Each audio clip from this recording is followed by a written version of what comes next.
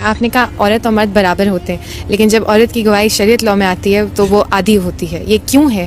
جبکہ ہماری جو احادیث ہیں وہ زیادہ تر حضرت عائشہ نے بتائی ہیں جو ایک عورت ہے، اور ان کو ہم پوری طرح مانتے ہیں، تو یہ کیوں ہے؟ یہ قانون قرآن کے خلاف بنا ہوا ہے، قرآن میں ایسی کوئی بات نہیں ہے۔ گواہی مجرموں کے لیے جو لی جاتی ہے، اس کا فیصلہ میں یا آپ نہیں کرتے، اس کا فیصلہ حالات کرتے ہیں۔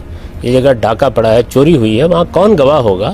یہ کوئی مجرم کو نہیں کہا جا سکتا کہ آپ اگر ڈاکہ ڈالنے کے لیے آئیں تو آپ ایک مرد اور 2 عورتوں کو لے کے آئیے گا۔ اس طرح کے موقعوں کے اوپر سرکمسٹانشل ایویڈنس ہوتا ہے۔ انگلیاں آج تو گواہی دے رہی ہیں، کیمرہ گواہی دے رہا ہے، اور بے شمار چیزیں ہیں، تو اسلام نے ایسی کوئی پابندی نہیں لگائی۔ عدالت سے بھی کوئی تعلق نہیں ہے اس بات کا کہ وہاں کیا گواہ مانا جائے گا کیا نہیں مانا جائے گا۔ قاضی کا کام ہے کہ وہ یہ فیصلہ کرے۔